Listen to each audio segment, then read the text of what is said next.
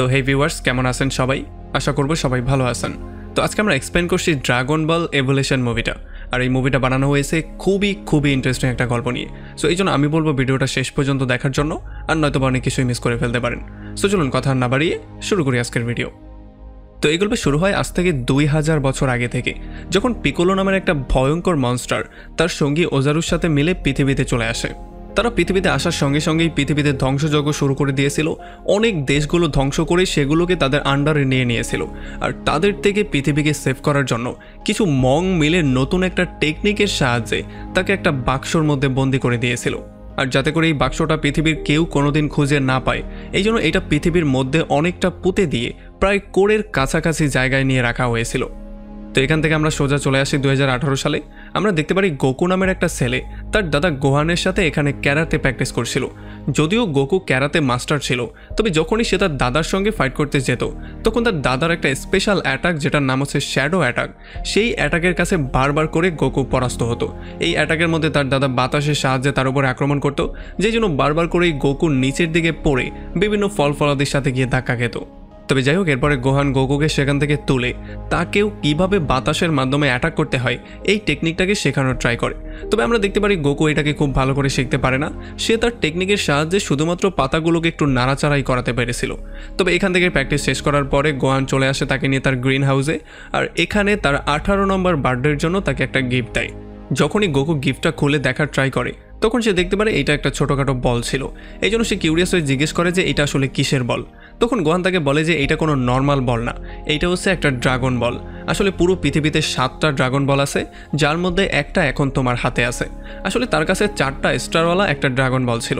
তবে গোকু আসলে বুঝতেই পারছিল না এটা দিয়ে করবেটা কি। এই জন্য সে তার দাদাকে জিজ্ঞেস করে যে এইটার কাজটা কি।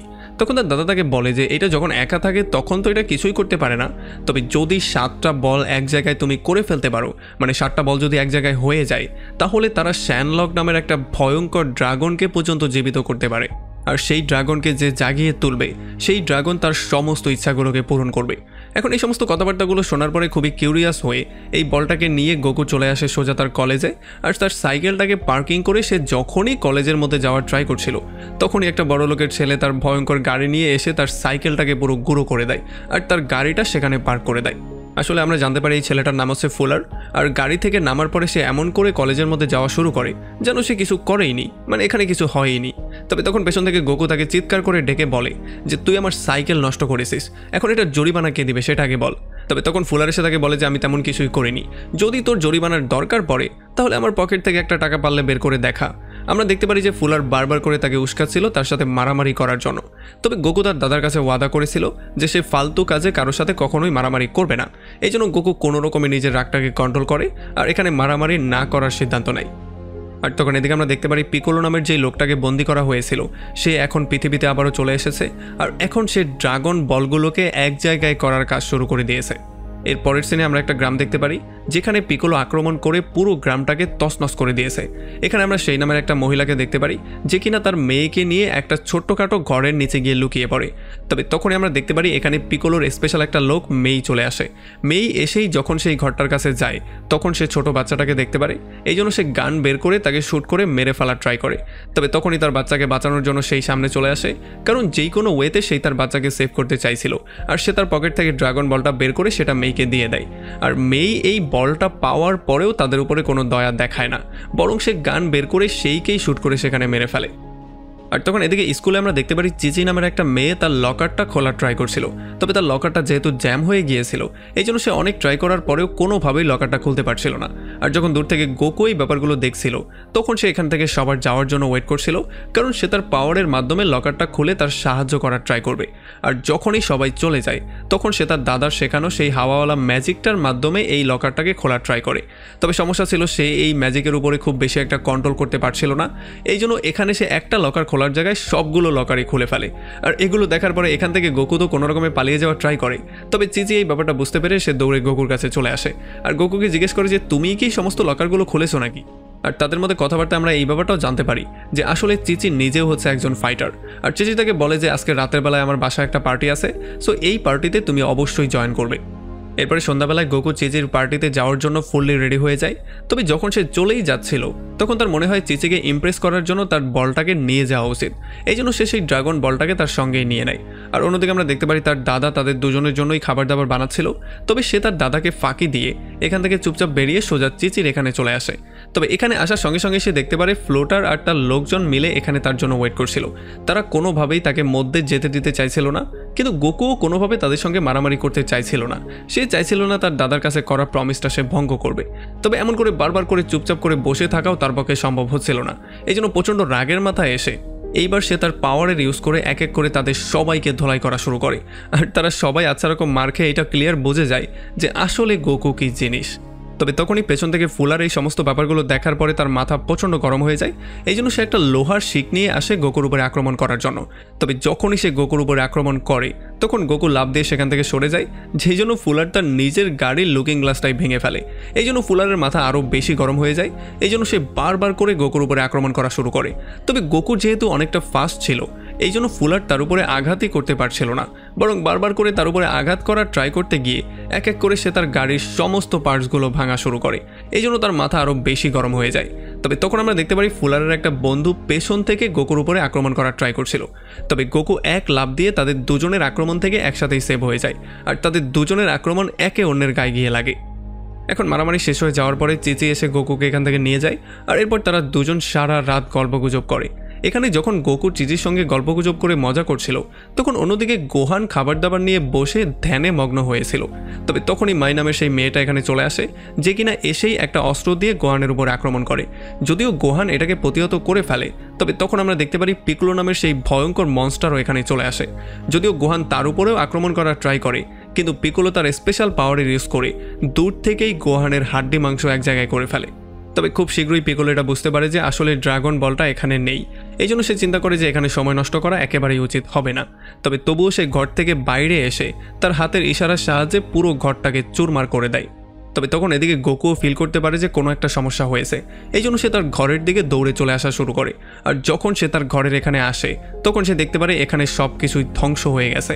আর তখনই সে তার দাদার চিৎকার শুনতে পারে কিছুর নিচ থেকে। এই জন্য সে দৌড়ে গিয়ে তার দাদাকে কোনো রকমে সেভ করার ট্রাই করে। সে খুবই রাগ নিয়ে জিজ্ঞেস করে যে এই সমস্ত কাজগুলো আসলে কে করেছে। তবে তখন তার দাদা তাকে বলে যে আসলে পিকলো আবারও ব্যাক করেছে, এখন সে এই বলগুলোকে হন্য হয়ে খুঁজছে। এই জন্য সে গোকুকে দায়িত্ব দেয় যাতে করে গোকু গিয়ে মাস্টার রশি নামের একটা মাস্টারের সঙ্গে মিট করে, আর তার সঙ্গে মিলে এই সমস্ত বলগুলোকে এক জায়গায় করে এগুলোর মাধ্যমে পিকলোকে ধ্বংস করে। আর এতটুকু দায়িত্ব তাকে দেওয়ার পরেই তার দাদার মৃত্যু হয়ে যায়। এরপরে পরদিন সকালবেলা গোকু তার দাদাকে কবর দিয়ে দেয়, আর তার দাদার কবরের সামনেই সে কসম করে সে যেই কোনো ওয়েতে তার দাদার দেয়া শেষ মিশনটাকে পুরো করেই ছাড়বে। আর এখান থেকে সে সোজা চলে আসে তাদের ভাঙাচোরা ঘরের মধ্যে। এখানে সে তার দাদার একটা পুরনো স্কুলের ড্রেস পেয়ে যায়, যেই ড্রেসটা কিনা ক্যারাতে মাস্টারদের জন্য ছিল। তবে তখনই হঠাৎ করে গোকু শুনতে পারে এই ঘরের মধ্যে কেউ একজন হাঁটছে। এই জন্য হাঁটার শব্দ ফলো করে করে সে গিয়ে সেই লোকটাকে খুঁজে বের করার ট্রাই করে। তবে হঠাৎ করেই তার সামনে একটা মেয়ে চলে আসে, যে কিনা আসার সঙ্গে সঙ্গেই তার উপরে গান পয়েন্ট করে ফেলে। আসলে এই মেয়েটার ড্রাগন বলগুলো খোঁজার জন্য এখানে এসেছিল। সে তার রাডারে দেখতে পেয়েছিল এখানে একটা ড্রাগন বল আছে, এই জন্য এটাকে নেয়ার জন্য সে এখানে এসেছে। আর আসার সঙ্গে সঙ্গেই সে গোকুর উপরে বারবার করে গুলি করা শুরু করে, কিন্তু গোকুও কোনো রকমে নিজেকে সেভ করা শুরু করে। আর এই মেয়েটা বারবার করে তাকে এইটাই বলছিল যে আমার বাবার ড্রাগন বলগুলো আমি যেই কোনো ওয়েতে উদ্ধার করেই ছাড়বো। তবে গোকু এগুলো রাগামাতা কিছুই বুঝতে পারছিল না। সে বলছিল যে এটা তো আমার দাদা আমাকে দিয়েছে, এটা তোমার বাবার কি করে হলো।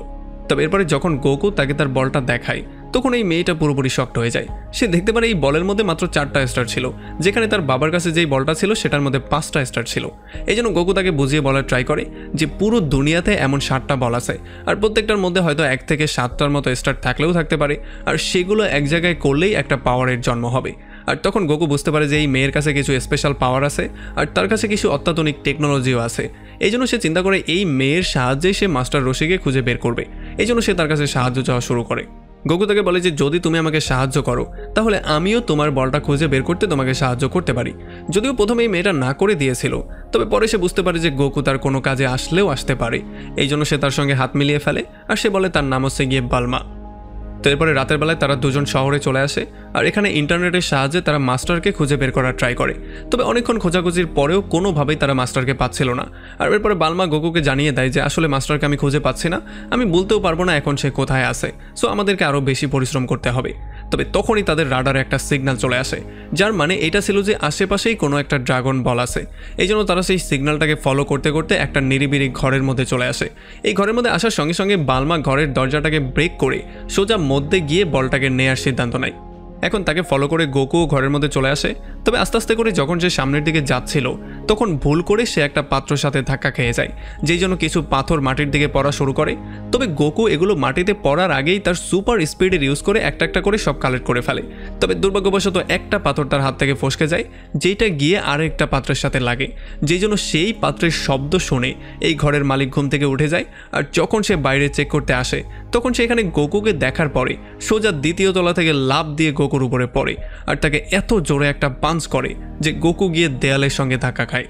তো এরপরেই লোকটা তাকে বলে যে অনুমতি না নিয়ে কারো ঘরের মধ্যে ঢোকার কি শাস্তি হতে পারে সেটা আমি এখন তোমাকে দেখাচ্ছি। এইটা বলেই সে তার উপরে বারবার করে আক্রমণ করা শুরু করে আর আচ্ছা রকম করে তাকে ধোলাই করে।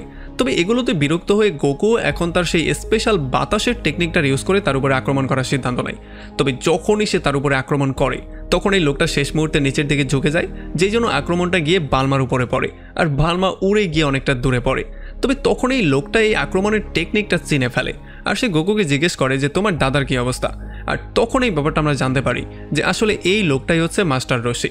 এরপরে লোকটা তার দাদার সঙ্গে কাটানো প্রত্যেকটা মুহূর্ত মনে করা শুরু করে আর এগুলো নিয়ে হাসা শুরু করে। তবে তখন গোকু তাকে জানিয়ে দেয় যে তার দাদার মৃত্যু হয়ে গেছে আর পিকোলো আবারও ফ্রি হয়ে গেছে। আর এইটা শোনার পরে তো মাস্টার পুরোপুরি থ হয়ে যায়। এই জন্য সে দ্রুত গিয়ে তার ড্রাগন বলটাকে খোঁজা শুরু করে আর অনেকক্ষণ খোঁজাখুঁজি করার পরে ফাইনালি গোকু একটা বলের নিচে সেই ড্রাগন বলটা পেয়ে যায়। আর এটাকে নিয়ে মাস্টার রশি তাদের দুজনকে বলে যে আমাদেরকে গ্রহণ লাগার আগে যেই কোনো ওয়েতে সমস্ত বলগুলোকে এক জায়গায় করতে হবে আর সেগুলোর মাধ্যমে তার উপরে আক্রমণ করে ফাইনালি তাকে ডিস্ট্রয় করতে হবে। আর এরপর সে গোকুকে বলে যে আসলে পিকোলোর মৃত্যু গোকুর হাতেই লেখা আছে, এই জন্য গোকুকেই এই মিশনটা কমপ্লিট করতে হবে। আর এরপর সে তাদের দুজনকে বলে যে এখন আমাদেরকে স্টোন টেম্পলে যেতে হবে, কারণ সেখানে গিয়ে গোকু প্র্যাকটিস করে তার পাওয়ারকে আরও বেশি বাড়াবে যাতে করে সে পিকোলোকে ফেস করতে পারে। তো এরপরে পরদিন সকালবেলায় তারা তিনজন বেরিয়ে পড়ে সেই টেম্পলের দিকে যাওয়ার জন্য। আর আমরা দেখতে পারি লম্বা একটা জার্নি করার পরে ফাইনালি একটা মরুভূমির মধ্যে তারা সেই টেম্পলটা পেয়ে যায়। আর এই টেম্পলে আসার সঙ্গে সঙ্গেই গোকু পুরোপুরি শক্ট হয়ে যায়। সে দেখতে পারে চিচি একটা ফাইটারের সঙ্গে এখানে ফাইট করছিল, এই জন্য সে দৌড়ে চলে আসে তার সঙ্গে কথাবার্তা বলার জন্য। আর এরপরে চিচি তাকে বলে যে তোমার দাদার মৃত্যুর খবর শোনার পরে আমি অনেকটাই আপসেট হয়ে গিয়েছি, তুমি কি শোক থেকে এখনও বেরিয়ে আসতে পেরেছো? তবে এরপরে সে তাকে টুর্নামেন্টের খবরটাও জানায়। সে বলে যে সামনেই এখানে একটা টুর্নামেন্ট হচ্ছে, সো ততদিন পর্যন্ত তুমি এখানেই রয়ে যাও। তো একটু পরে গোকু চলে আসে মাস্টার রশির কাছে আর তখনই এখানে বালমা এসে তাদেরকে জানায় যে তার রাডারে তারা আরও একটা সিগন্যাল পেয়েছে, মানে ড্রাগন বল একটা এখানেও আছে। এই জন্য তারা দ্রুত তিনজন মিলে বেরিয়ে পড়ে সেই ড্রাগন বলটাকে উদ্ধার করার জন্য। তবে যখন তারা মরুভূমির মধ্য দিয়ে দ্রুত গাড়ি চালিয়ে যাচ্ছিল তখন ভুল করে তারা একটা গর্তের মধ্যে পড়ে যায়। আর তখন ইয়াচি নামের একটা ছেলে তাদের তিনজনকে সাহায্য করার জন্য আসে। তবে এর বদলে সে বালমার বাইকটা চেয়ে বসে। তবে বালমা কোনোভাবেই তার বাইকটা দিতে চাইছিল না। সে বলছিল তুমি সাহায্য না করলে সমস্যা নেই, আমরা তিনজন একাই এখান থেকে যেই কোনো ওয়েতে বেরিয়ে যাব। আর আমরা দেখতে পারি যে যতবারই করে তারা বেরিয়ে যাওয়ার ট্রাই করছিল ততবারই তারা ফেল করছিল। আর মাস্টার রশি এই ব্যাপারটা বুঝতে পেরে এখানেই আগুন জ্বালিয়ে এখানেই থাকার সিদ্ধান্ত নিয়ে নেয়। এরপরে মাস্টার রশি তাদেরকে বলে যে আসলে পিকোলো এই সমস্ত বলগুলোকে এক জায়গায় করে তার সাথী অজারুকে আবারও জীবিত করতে চায়, কারণ যদি সে অজারুকে জীবিত করে ফেলে তাহলে তার মাধ্যমে সে পুরো পৃথিবীর কন্ট্রোল আবারও নিয়ে নেবে। আর তাকে জীবিত সে একমাত্র সূর্যগ্রহণের দিনই করতে পারবে, যেটা কিনা আজ থেকে 2 দিন পরেই হতে যাচ্ছে। সো এই 2 দিন সময়ই আমাদের হাতে আছে। যদি আমরা সমস্ত বলগুলো কালেক্ট করে ফেলি তাহলে হয়তো আমরা তাকে ফেল করালেও করাতে পারি। এরপরে মাস্টার রশি তাদেরকে বলে যে এখন আমাদের কাছে একটাই অপশন আছে, আমাদেরকে সমস্ত বলগুলোকে এক জায়গায় করতে হবে আর এরপরে সেই ড্রাগনের কাছে উইশ করতে হবে যাতে সে পিকোলোকে মেরে ফেলে। তবে তখনই বালমা দেখতে পারে তার রাডারে আরও একটা সিগন্যাল চলে এসেছে আর এই জন্য সে বুঝতে পারে যে আশেপাশেই হয়তোবা একটা ড্রাগন বল আছে। আর এটা শোনার পরে মাস্টার রশি আর কোনোভাবেই সময় নষ্ট করতে চাইছিল না। সে সেখান থেকে জোরে একটা লাফ দিয়ে সোজা এই গর্ত থেকে বাইরে চলে আসে। আর এরপর সে ইয়ামচাকে ধরে বলে যে দ্রুত তুমি সিঁড়িগুলোর নিচে ফেলো আর নয়তোবা তোমার খবর আছে। তো এখান থেকে ফ্রি হয়ে কোনো রকমে তারা একটা জায়গায় চলে আসে আর এখানে এসে তারা গর্ত করার একটা মেশিনের মাধ্যমে বিশাল বড় একটা গর্ত করে ফেলে। আর এই গর্তটার সাহায্যে তারা চলে আসে একটা সুড়ঙ্গর মধ্যে। আর এই সুড়ঙ্গ দিয়ে যখন তারা একটু সামনে যায় তখন তারা চলে আসে লাভার সমুদ্রের মধ্যে। তারা এখানে এসে বুঝতেই পারছিল না যে এই ভয়ঙ্কর লাভাগুলো তারা কি করে পার করবে। তবে তখনই আমরা দেখতে পারি এখানে ভয়ঙ্কর কিছু মনস্টার এসে এক এক করে তাদের উপরে আক্রমণ করা শুরু করে। যদিও ওই মনস্টারগুলো তাদের চেয়ে সংখ্যায় অনেক বেশি ছিল, তবে তবুও তারা তিনজন মিলে আচ্ছা রকম করে ধোলাই করে এক এক করে তাদের সবাইকে শেষ করে দেয়। তবে এরপরে যখনই তারা সামনে যাওয়ার ট্রাই করে তখন তারা দেখতে পারে এই মনস্টারগুলোকে আসলে মারা সম্ভবই না। তাদেরকে মেরে ফেলে তারা আরও ডাবল হয়ে এসে আক্রমণ করা শুরু করে। আর এই সমস্ত ব্যাপারগুলো দেখার পরে মাস্টার রশি একটা মনস্টারকে ধরে লাভার মধ্যে ফেলে দেয়। আর তখন সে বুঝতে পারে যে লাভার মধ্যে ফেললেই তাদের মৃত্যু হতে পারে। এই জন্য এরপর তারা এক এক করে সবগুলোকে লাভার মধ্যে ফেলা শুরু করে। আর এমন করেই তারা মনস্টারগুলোকে মেরে তাদের লাশের মাধ্যমে একটা ব্রিজের মতো বানিয়ে ফেলে। আর এরপরে গোকু এই ব্রিজ দিয়ে সোজা লাভার ওই পারে চলে আসে আর এখানে 6 স্টারওয়ালা একটা বল পেয়ে যায়। তবে যখনই সে বলটা হাতে নিতে যাচ্ছিল তখনই এখানে মাই নামের সেই মেয়েটা চলে আসে, যে কিনা এসেই গোকুর উপরে আক্রমণ করে সেই বলটা নিয়ে পালিয়ে যাওয়ার ট্রাই করে। তবে গোকুও সঙ্গে সঙ্গে তাকে ফলো করে তার উপরে গিয়ে আক্রমণ করে দেয়। আর তাদের মারামারির মধ্যে আমরা বুঝতে পারি যে গোকু মায়ের চেয়ে অনেক গুণ বেশি পাওয়ারফুল। এই জন্য সে মাইকে আচ্ছা রকম ধোলাই করে তাকে সেখানে কাবু করে ফেলে। আর এরপরে সে বলটা নিয়ে সোজা বালমাকে দিয়ে দেয়। এরপরে বালমা তাদেরকে বলে যে এখন শুধুমাত্র তাদের হাতে 2 দিনই বাকি আছে, আর এই 2 দিনের মধ্যে যদি তারা সমস্ত বলগুলো এক জায়গায় করতে না পারে তাহলে পৃথিবী পুরোপুরি ধ্বংস হয়ে যাবে। এই জন্য মাস্টার রশি তাদেরকে বলে যে এখন আমাদের হাতে শুধুমাত্র একটাই ভরসা আছে, সেটা হচ্ছে আমাদের পুরনো মাস্টার। এই জন্য সে সোজা চলে আসে তাদের পুরনো মাস্টার জি এর কাছে। এখানে মাস্টার রশি মাস্টার জিকে বলে যাতে করে সে পিকোলোকে বন্দি করার জন্য একটা বাক্স বানিয়ে দেয়। আর তখন আমরা জানতে পারি যে মাস্টার রশি নিজের আত্মাকে স্যাক্রিফাইস করে সেই আত্মার মাধ্যমে পিকোলোকে বন্দি করার জন্য একটা বাক্সা বানানোর জন্য রাজিও হয়ে গিয়েছিল। আর তখন এদিকে আমরা দেখতে পারি ফাইনালি সেই কম্পিটিশনটা শুরু হয়ে যায়, যেখানে চিচির সঙ্গে ফাইট করছিল মাই নামের সেই মেয়েটা। তবে চিচি এই ব্যাপারটা জানতো না যে মাই পিকোলোর জন্য কাজ করে। এখানে মাই খুবই টেকনিকের ইউজ করে চিচির শরীরের মধ্যে একটা কাট করে দেয় আর একটা বোতলের মধ্যে একটু রক্ত নিয়ে সে সোজা কম্পিটিশন থেকে বাইরে বেরিয়ে চলে আসে। আর একটু পরেই আমরা দেখতে পারি এখানে গোকুও চলে আসে, যে কিনা এসেই প্রথমে চিচিকে সরি বলে, কারণ সে তার টুর্নামেন্টটা দেখতে এখানে আসতে পারেনি।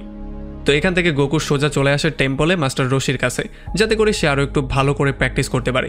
আর আমরা দেখতে পারি মাস্টার রশিও তাকে সবচেয়ে সেরা যেই টেকনিকটা আছে সেইটা শেখানোর ট্রাই করে, যেটার নাম ছিল কামেহামেহা। মাস্টার রশি গোকুর সামনে এই টেকনিকটার একটা নমুনাও পেশ করে আর এরপর এটাকে প্র্যাকটিস করার জন্য বলে। সে তাকে বলে যে তোমার ততক্ষণ পর্যন্ত এটাকে প্র্যাকটিস করতে হবে যতক্ষণ এখানে থাকা প্রত্যেকটা মশালকে তুমি জ্বালাতে না পারো। তো এরপরে গোকুও ভালো করে প্র্যাকটিস করা শুরু করে। তবে সারাটা রাত ধরে প্র্যাকটিস করার পরেও কোনোভাবেই সে একটা মশাল পর্যন্ত জ্বালাতে পারছিল না। আর এত প্র্যাকটিস করে সে নিজেও ক্লান্ত হয়ে গিয়েছিল আর তার মনোবলও অনেকটা ভেঙে গিয়েছিল। এই জন্য সে হার স্বীকার করে সেখান থেকে চলে যাওয়ার সিদ্ধান্ত নেয়। তবে যাওয়ার আগে সে একটু চিটারি করারও ট্রাই করে, সে মোমবাতি দিয়ে মশালগুলোকে জ্বালানোর ট্রাই করে। তবে তখন এখানে চিচি চলে আসে আর তাকে হাতে নাতে ধরে ফেলে।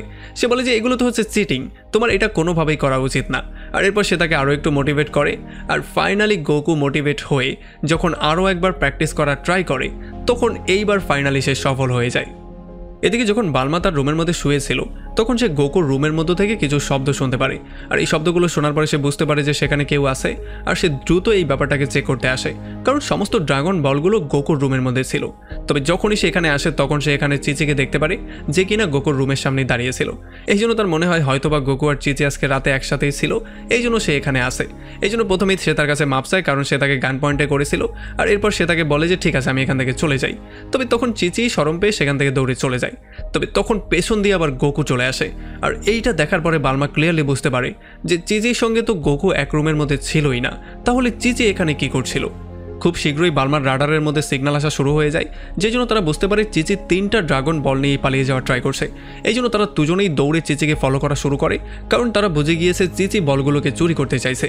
তবে যখন তারা দৌড়ে সামনে যায় তখন খুব শীঘ্রই তারা এই ব্যাপারটা বুঝতে পারে যে আসলে এটা চিচি না, বরং চিচির রূপ ধরে মাই নামের সেই মেয়েটা এখানে এসেছে।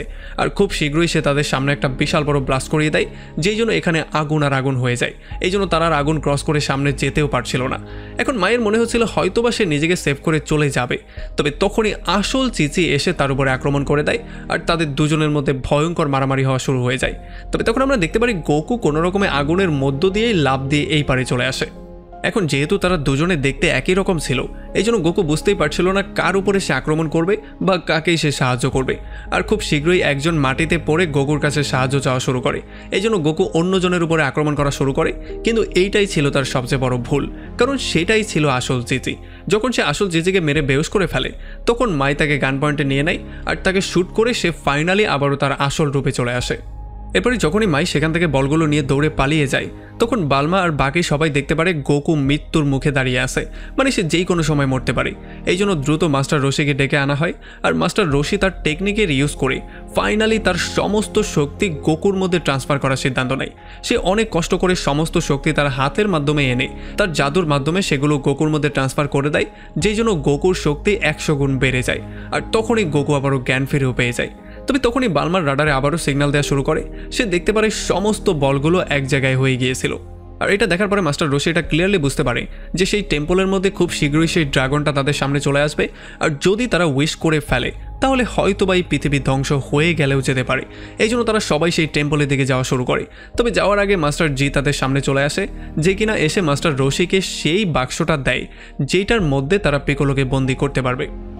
আর তখন অন্যদিকে আমরা দেখতে পারি পিকোলো এক এক করে 7টা বল যখনই মাটিতে রাখে তখন এক এক করে বলগুলোর পাওয়ার এক্সিকিউট হওয়া শুরু হয়ে যায়। আর তখন আমরা দেখতে পারি মাটি আস্তে আস্তে করে কাঁপা শুরু করে, মাটির ভেতর থেকে টাওয়ারের মতো একটা জিনিস বাইরে আসা শুরু করে। এদিকে গোকু তার দাদার ইউনিফর্মটা পরে ফেলে, কারণ সে বুঝে গিয়েছে এখন তাকে ভয়ঙ্কর একটা যুদ্ধের ময়দানে নামতে হবে। আর তখন আমরা দেখতে পারি তারা গাড়িটাকে সোজা হাওয়ায় উড়িয়ে দেয় আর তাদের গাড়ির স্পেশাল পাওয়ারের ইউজ করে তারা সোজা পাহাড়ের উপরে যাওয়ার সিদ্ধান্ত নেয়।